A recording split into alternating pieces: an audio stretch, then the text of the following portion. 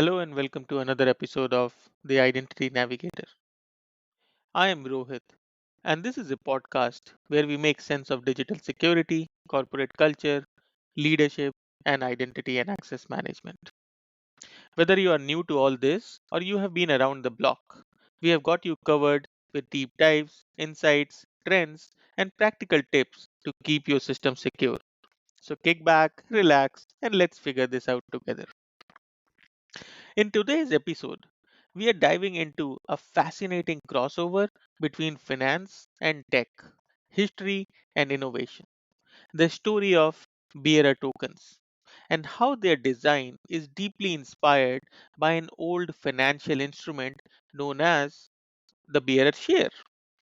We delve into the evolution of bearer instruments from the tangible bearer shares of the financial world to the digital bearer tokens in modern authentication systems. We will uncover their origins, uses, associated risks, and how real world concepts have influenced digital security practices. Now, in the digital world of APIs, authentications, and identity, we often act like we are inventing new concepts. But more often than not, we are just translating the physical into the virtual. That is specifically true in identity and access management. Much of the IAM is digital mimicry of how trust, identity, and permissions work in the real world. The idea for this episode sparked when I was rewatching Ozark. For those who haven't watched it, Ozark is a crime drama where a financial advisor, Marty, is pulled into the dark world of money laundering, exposing how anonymity and bearer instruments like bearer shares fuel the underground economy. There is a scene where Marty is trying to buy a business and they mention bearer shares. Those little shady little slips of paper that represent ownership without a name. No ID, no audit trail, just possession. And it hit me. That's exactly what bearer tokens are in the digital world. So let's start with bearer shares.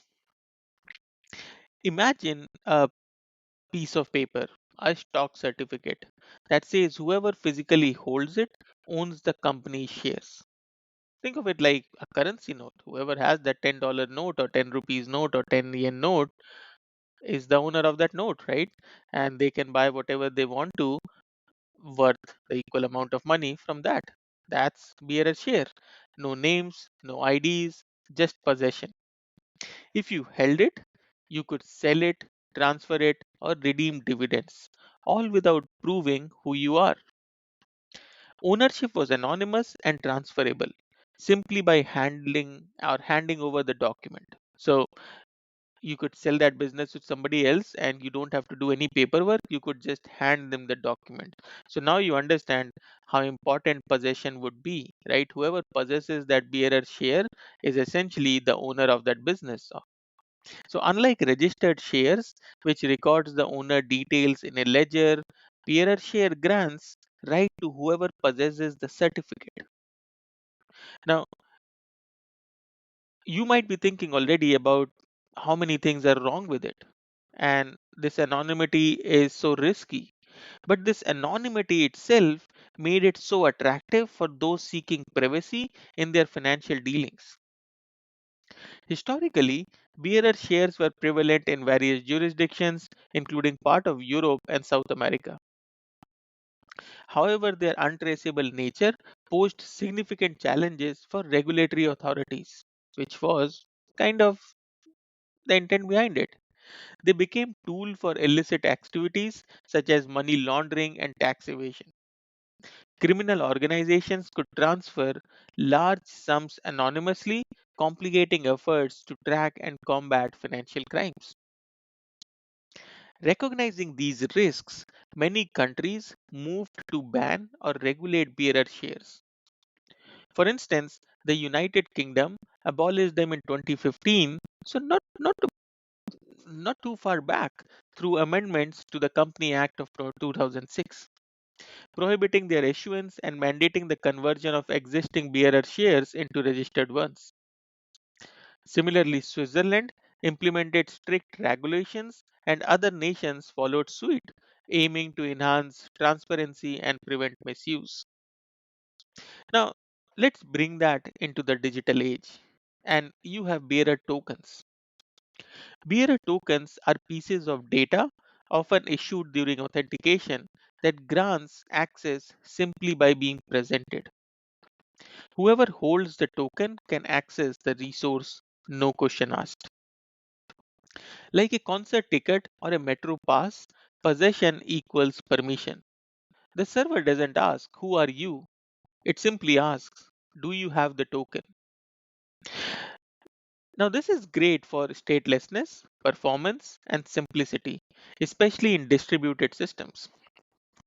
But it also introduces security challenges. Just like bearer share, bearer tokens are vulnerable to theft, duplication, and misuse. Now, this is exactly why bearer shares fell out of favor in regulated finance, and why we now have measures like token expiration, scopes, refresh tokens, and token binding to simulate due diligence and control in the digital world. And that brings us to a bigger theme: I am as a mirror of the real world. Now, let's take a few examples. Authentication. In the physical world, you might show a driver license to prove who you are. And in the digital world, you enter a password or scan a fingerprint. The concept is the same: prove your identity using something you have, know, or are. Authorization, a company badge might let you into the lobby, but not the data center. Same in IAM, you get access based on roles, policies, or scopes, and it is the digital equivalent of physical zoning and access controls. Even think about audit and logging. So, just like a secure facility might keep a visitor log, digital systems track who accessed what and when to support non repudiation and accountability.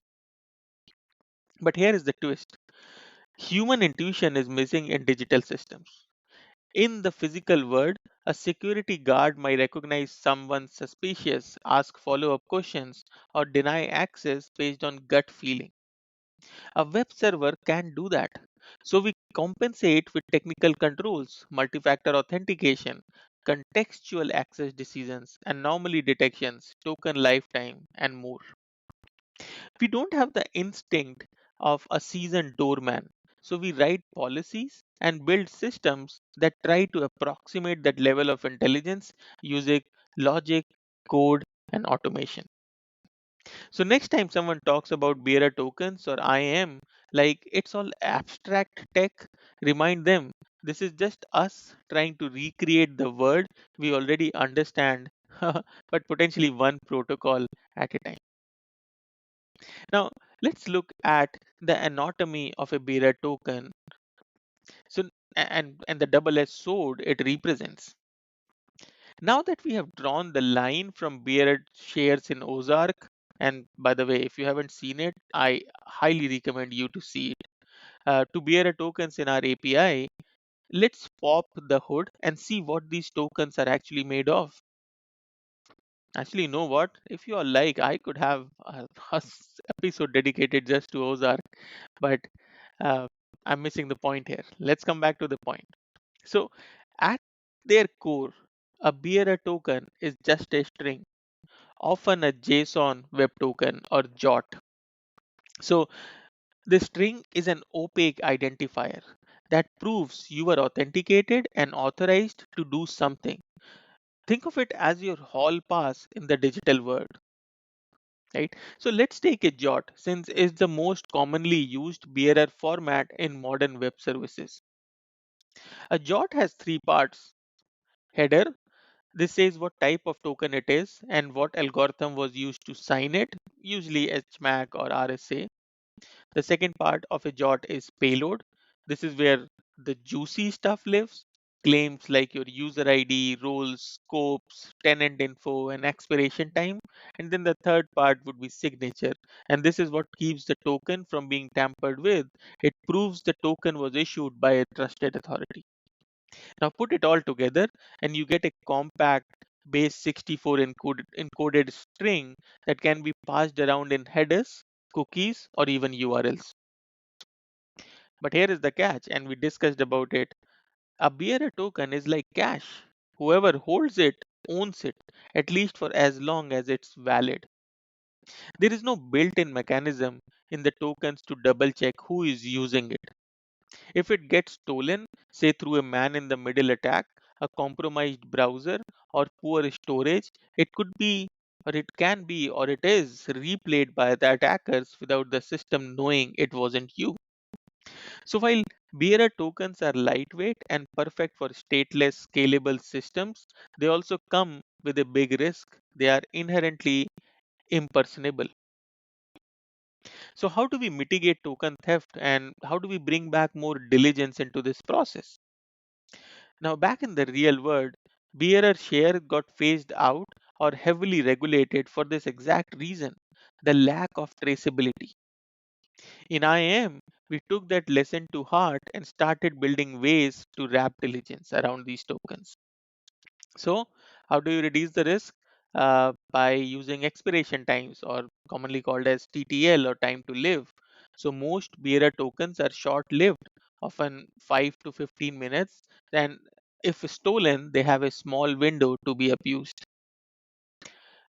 We can also use scope limitation in terms of scopes and claims. So the token doesn't just say who you are, it says what you can do. Also, this is the principle of least privilege that could be built directly into the payload.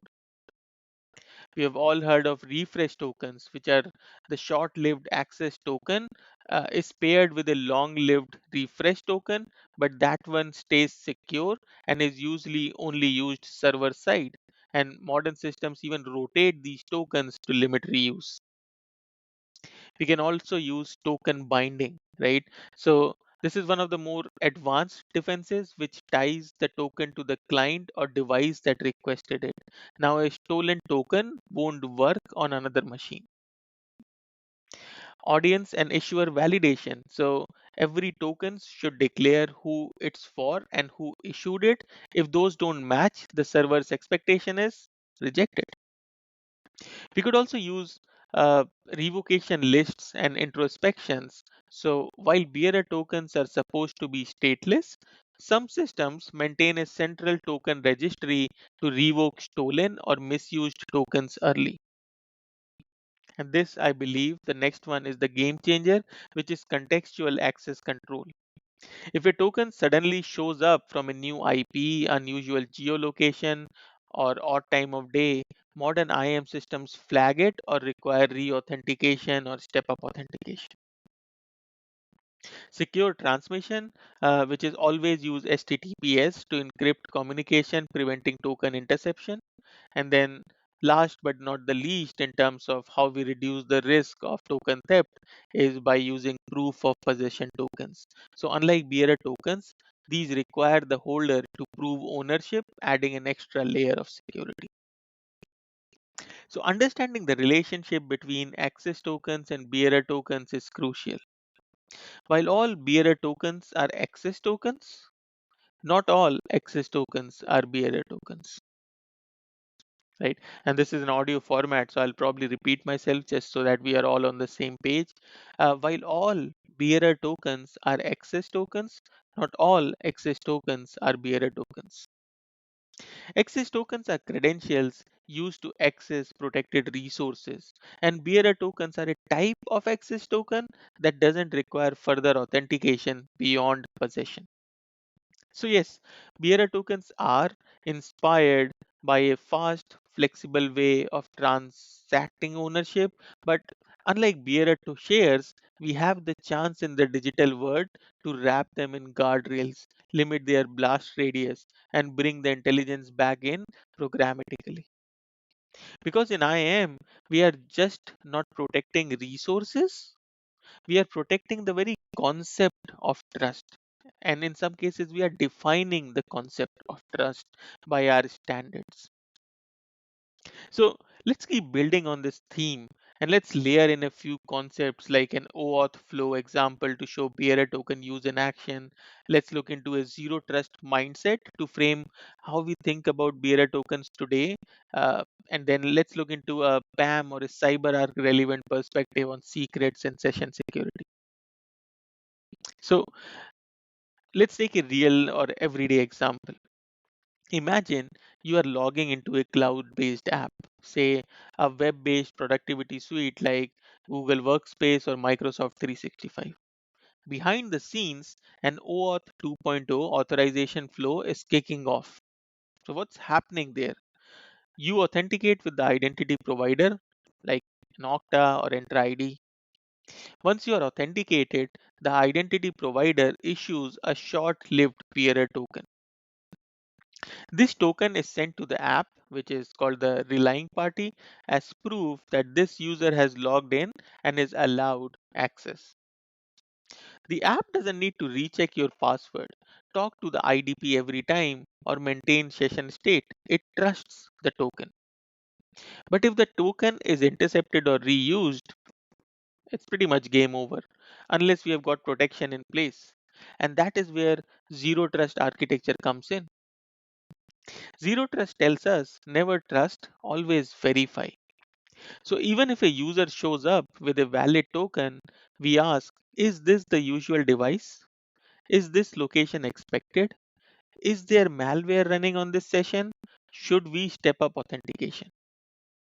So it's not about paranoia, it's about layering in contextual trust that adopts or adapts based on risk.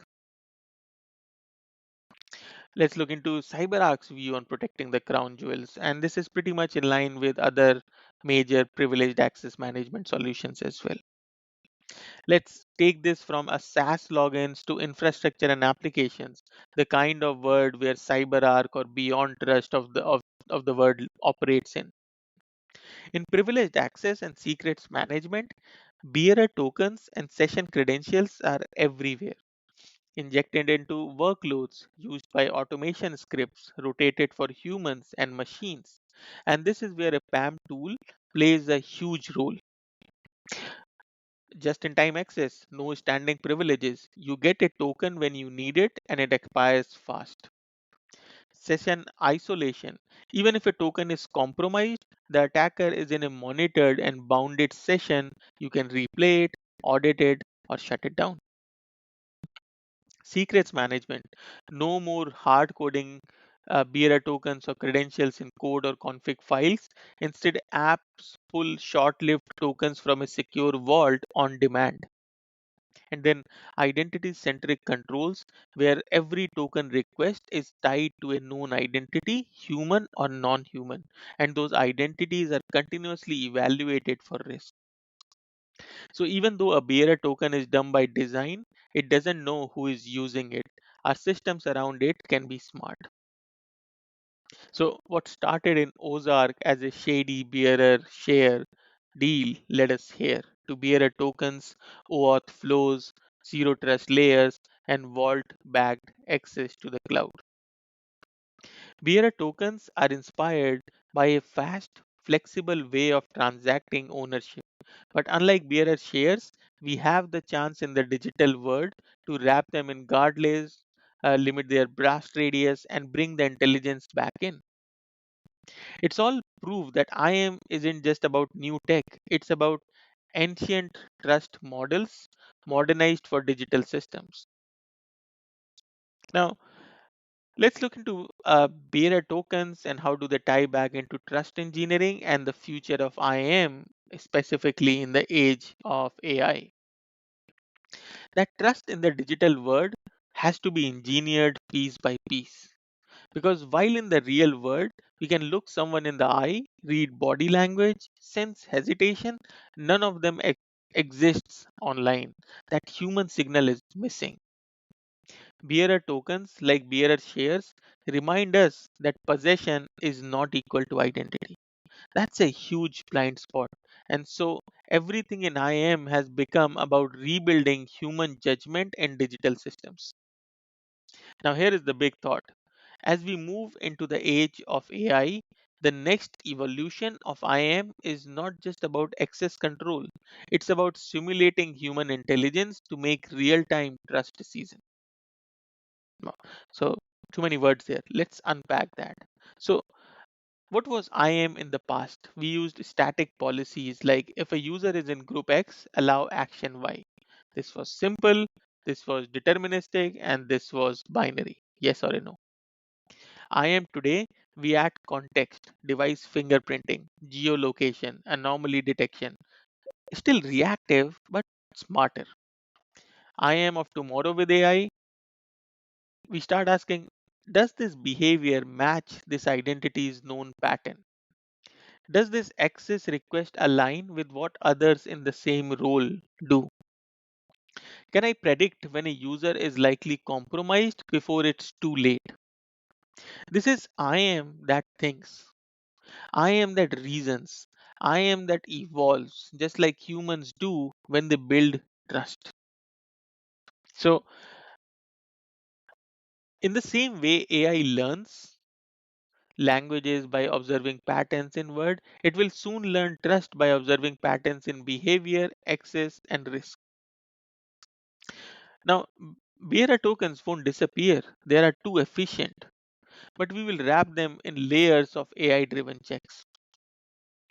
Behavioral baselining, continuous risk scoring, access graph analysis, dynamic policy enforcement that changes second by second. And maybe one day IAM will feel less like authentication and more like a conversation, which would, I would assume, go something like, hey system, it's me. Hmm, I believe you, but just to be sure, can you confirm something for me? Sure. Here is the proof from my device and behavior model. Got it. Welcome back. That is where we are headed, from bearer to behavior, from policy to prediction, from access control to trust orchestration. So, the next time somebody tells you IAM is boring or just plumbing, tell them this: IAM is where psychology meets cryptography, where human trust gets translated into machine logic, and where the future of AI will shape and be shaped by how we define identity. And it all started with a bearer token. On second thoughts, if next time someone just tells you IAM is boring, just agree with them, right? There is no point arguing. So the evaluation or the evolution from bearer shares to bearer tokens exemplifies how concepts from the physical world influence digital security. The challenges of anonymity and untraceability in bearer shares have informed the development of more secure digital authentication methods. By learning from past vulnerabilities, we can design systems that balance ease of access with robust security. Thank you for joining us on this journey through the history and technology of bearer instruments. Stay tuned for more insights into the ever evolving landscape of identity and access management. Thank you for listening. You can reach out to me via LinkedIn or send me an email at theidentitynavigator@gmail.com. Both of these info I'll put in the show notes. Until next time, this is Rohit, your identity navigator.